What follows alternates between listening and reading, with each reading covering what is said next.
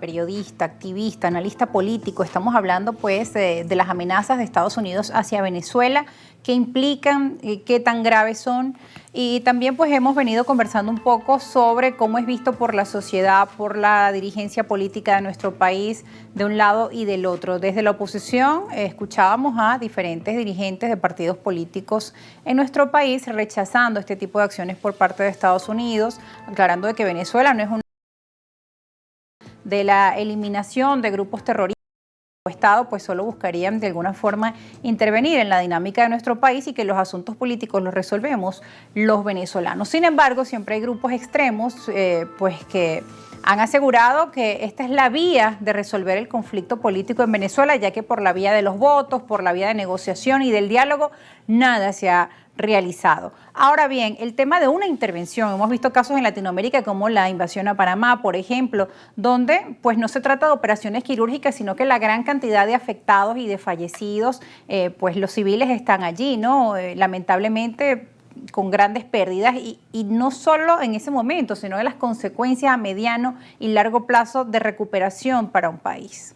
Sí, yo creo que en primer lugar habría que, continuando el hilo de la conversación en el segmento anterior, ubicar que existe una amenaza, que esa amenaza es grave y que es intentar banalizarla diciendo que no es contra el país, es contra el gobierno, que no es contra el gobierno sino contra unos individuos, que no es una operación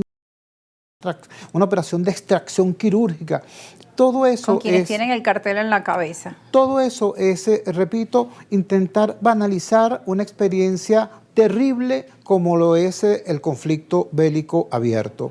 Venezuela no es Panamá, Venezuela no es Grenada, Venezuela no es Santo Domingo. En Venezuela no hay, como en esos países, una suerte de policía militarizada. En Venezuela hay una fuerza armada con aviación, con tanques, con artillería, con misiles, con que pueden presentar una resistencia por calificar frente a una situación X. Además, Venezuela está en el corazón del norte de la América del Sur, pues al lado tenemos Colombia, donde hay unos sectores políticos que han manifestado su solidaridad política y afectiva con el gobierno de Venezuela de mil maneras. Son sectores que han tenido 50 años en armas.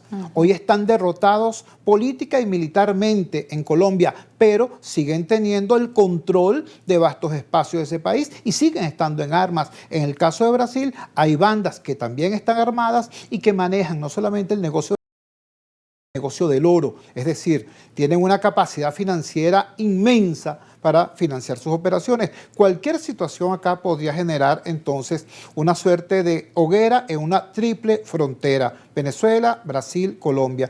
Esto, repito, no es poca cosa y habría que recordarle a la audiencia que afortunadamente ha mutado, ¿no?, en los últimos 30 años.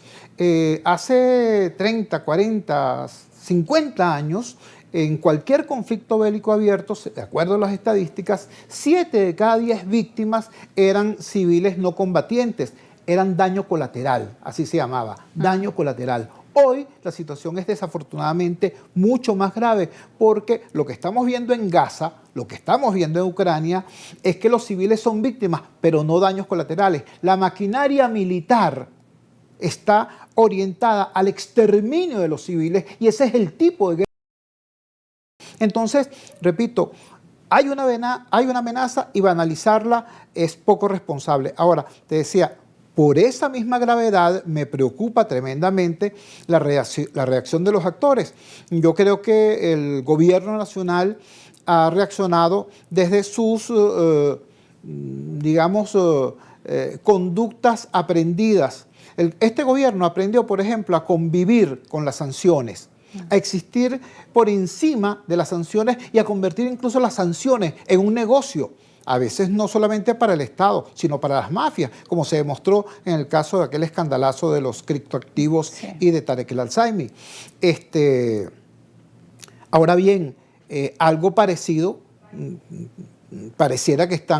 algo similar pareciera que están intentando hacer con esta situación, es decir, transformarlo en algo de lo cual puedan sacar provecho políticamente, propagandísticamente, tanto para criminalizar y sancionar y hostilizar a la disidencia interna. Recuerda, por cierto, que a la activista de derechos humanos Marta Lía Grajales, por cierto, simpatizante del oficialismo, además de imputarle los delitos ya que ya son costumbre, ¿no? Que es incitación al odio, sí, traición a la patria, asociación para delinquir, le imputaron un cuarto delito, agente de gobierno extranjero. Wow. Entonces, eso en este contexto se asocia, por supuesto, a esta situación que hay. Otra cosa que el gobierno hizo, ya lo hizo y creo que le dio resultado, fue utilizar esta circunstancia para llamar a sus aliados que estaban reticentes. Rusia se ha transformado en un aliado distante e incluso en un competidor. El petróleo sancionado ruso compite con el petróleo sancionado venezolano en los mercados de la India y de China. Y en el caso de China había una cierta frialdad. Varios viajes del señor Maduro y de la vicepresidenta Delcy Rodríguez fueron a China y regresaron con las manos vacías. En China, como tú sabes, China es un país muy capitalista, yo creo que es el país más capitalista del mundo, con una estructura política de tipo centralizado, comunista, totalitaria. Pero allí la burocracia profesional tiene unas reglas muy estrictas y la corrupción se condena con la muerte. Sí. Entonces, el manejo que hubo en Venezuela de los recursos del llamado fondo chino, al parecer no generaron satisfacción ni alegría y muchas situaciones allí se enfriaron. Bueno, el gobierno venezolano utilizó esta circunstancia para decirle a sus aliados que estaban, digamos, fríos, decirles, bueno, ustedes podrán tener cualquier crítica sobre mí, pero en este momento la línea de confrontación con la administración Trump pasa por Venezuela. Y en efecto se produjo algo que tenía tiempo que no ocurría, la declaración pública del gobierno chino respaldando a Venezuela y la declaración pública 2 días después del gobierno ruso haciendo lo mismo. Entonces, repito, eso tiene lógica desde el punto de vista del gobierno, utilizar propagandísticamente esta situación, pero no tiene lógica desde el punto de vista del país. Yo creo que creo que es evidente que una situación como esta no la puede enfrentar como éxito, con éxito ningún actor en particular. Creo que hay que convocar una amplia unidad nacional para hacer frente con relativa esperanza de éxito frente a una situación como esta, nada más y nada menos que la hostilidad por parte del gobierno del país más poderoso del planeta. Ahora,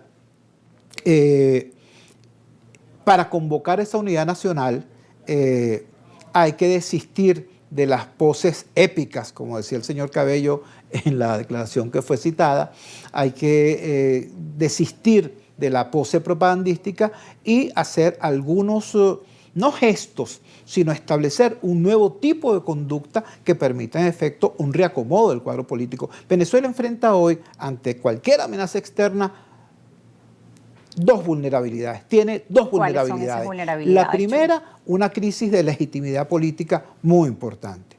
Luego de las elecciones del 28 de julio. Que hizo eclosión el pasado 28 de julio. Seguir intentando correr la arruga, mirar para otro lado, intentar desconocer la existencia de la crisis de legitimidad, no la resuelve.